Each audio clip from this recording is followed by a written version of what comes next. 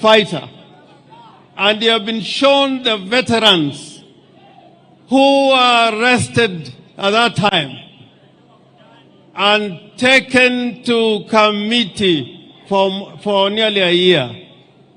I am proud to say today that I acted for them when they were charged with murder.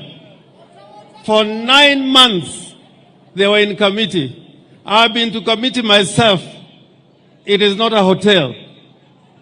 And the reason why they were arrested was because at Central Park, a policeman, special branch, was killed at the Central Park near the Serena Hotel. And this policeman made the mistake because he was not in uniform. And people saw him draw a gun. So the crowd jumped on him and he was literally pulled apart and died a very painful death at Central Park.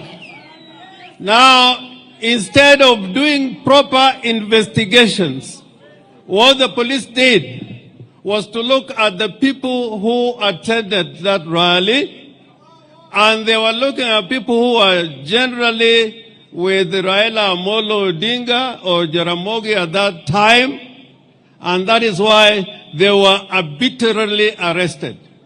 Even my own driver, who is here, Michael Kuma, was also arrested.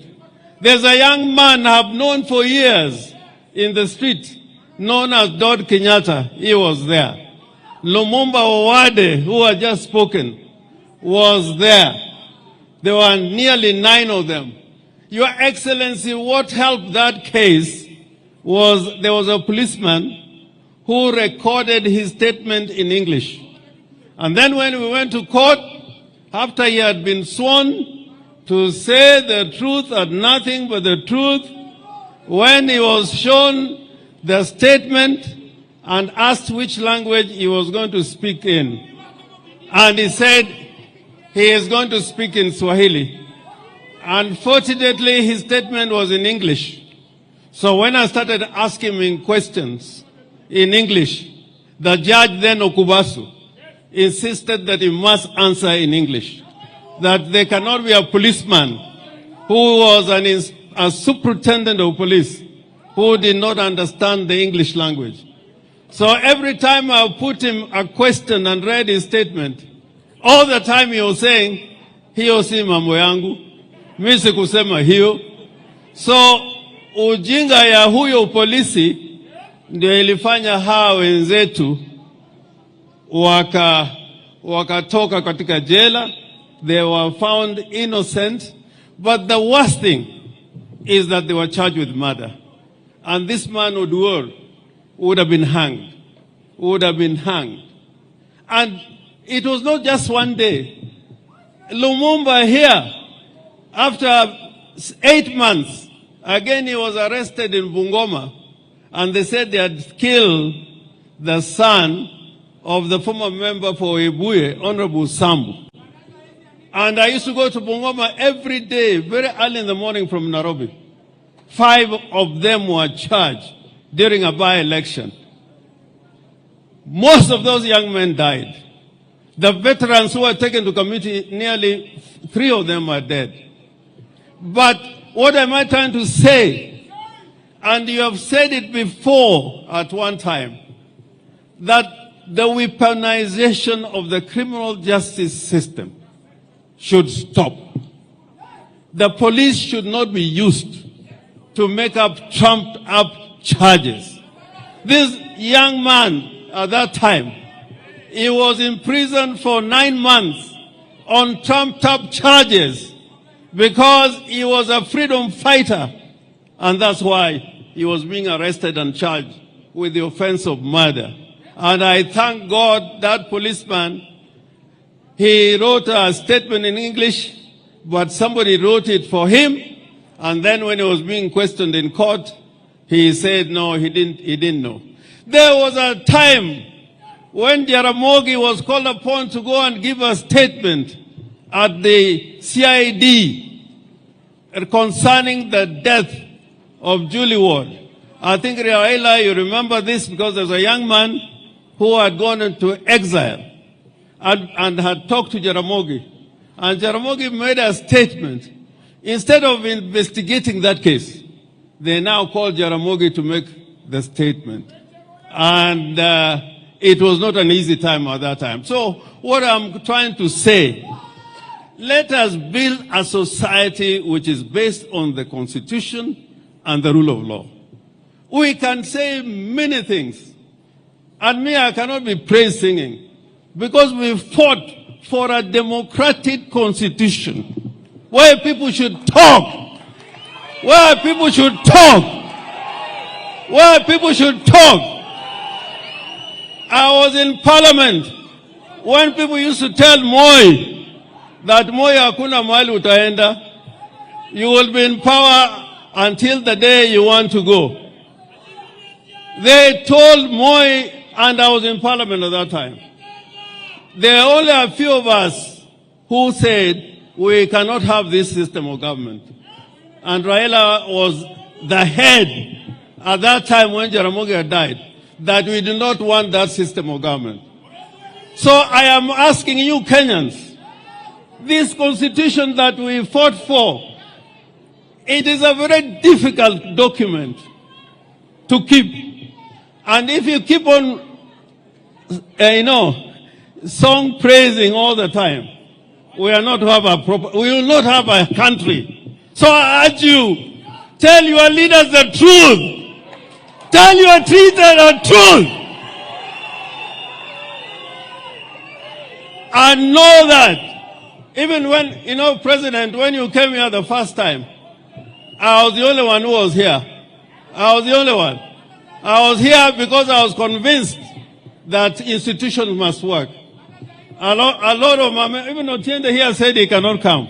I tried to persuade him. I was here alone with you because I don't praise, song praise. I believe that you're the president and we are going to talk. So this country will go to the dogs again if the kind of language I'm hearing here, you continue with that language. Please, when you have something being brought to Siaya, it is a matter of right.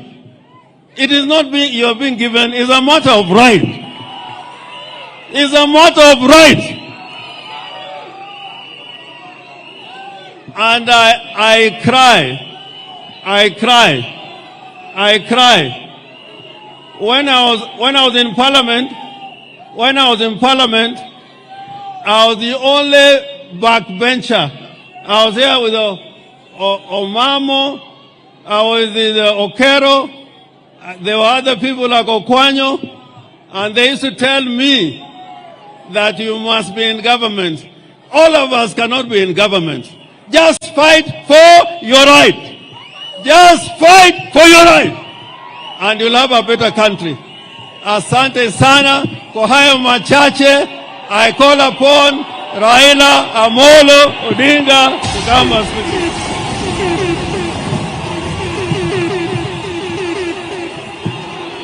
Hallelujah.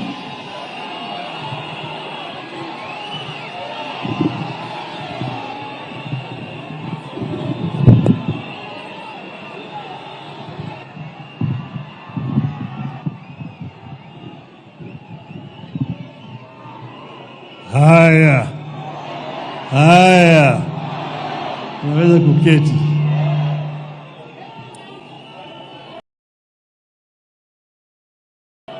Your Excellency, Mheshimiwa William Samoei Ruto, the President of the Republic of Kenya,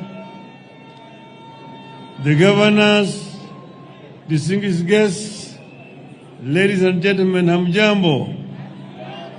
Hamjambo tena. Yes. I first want to begin by thanking everybody who has come here today to help us do a send-off to George Nyangira Uhuru. It is very, very painful and it's very difficult for me to talk about George. But first let me begin by bringing condolences from Mama Ida, my wife, who cannot be here today because she's on a mission in Korea. That's why she's not here. George is a part of our family. And you see, it is now 10 years since I lost our first son, Fidel. And now George is gone. It's so painful indeed. If you say somebody is ready to take a bullet for you, George. I've known few people who can be as committed and dedicated like this young man. We have had, as they have said, a very difficult time. Sometimes George is a very cool person and very intelligent, very observant. You think he's a fool when he's next to you, but he's thinking very deeply. So when he comes and tell you, this place is not safe, let's get out, you must get out very quickly. So it is very painful indeed. George worked for me. He did not work for Jaramogi. Just very briefly, Jaramogi was very briefly around there. When we recruited George, we sent him for training to South Africa. And in South Africa he trained and was top of his class as a security officer. You can see his reports. Later on we sent him to Israel. Again he trained in Israel for 3 months on security. If you look at his reports, very, very, very exemplary. So he was a very highly trained officer. He even trained in the United States. He knows how to sense trouble. He feels it and he wants you. This is going to happen. This is going to happen. So we knew each other so closely, so well with George, and we've traveled around the world with him. Are they 7 continents? We've been with George to 5 continents, except Arctic and Antarctica. It's been all of those places. And he's so familiar with many other things. When you go to a place within a short period of time, he has moved around and he has scouted and know where the danger is. So it is painful. But the other people we have seen here, they call the veterans. Veterans, wasimame. Those people there. Hello? Veterans, fungeni mkono. These are the people who have been with us. There's very many, they are battle hardened. Asanteni sana. Ni hao watu ambao wamekuwa pamoja na George throughout all this period of time. So we have lost a son in our family, and we are very sad indeed. Mama Carol here has kept George. She has looked after George very well. George was all the time very smartly dressed when he comes to work. Thanks to Carol. Yeah. So I thank all of you for coming here today. Now today is not my day to make a long speech. I don't want to make a speech. But wacha niseme hivi. Kenya hii iko hapa na itabaki. Dunia ni daima, lakini binadamu haishi dunia daima. Kwa hivyo Kenya ni moja peke yake.